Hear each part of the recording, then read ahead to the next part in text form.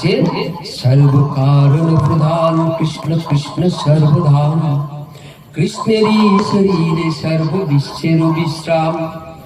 স্বয়ং ভগবান কৃষ্ণ কৃষ্ণ সর্বাশ্রয়, পরম ঈশ্বর কৃষ্ণ সর্বশাস্ত্রে কয়।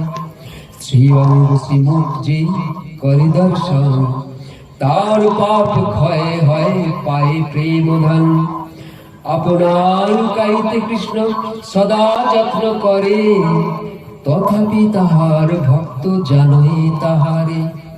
সর্বৈশ্বর্য পরিপূর্ণ স্বয়ং ভগবান, সর্ব অবতার সর্ব কারণ প্রধান। ওম নমঃ কমলনাথ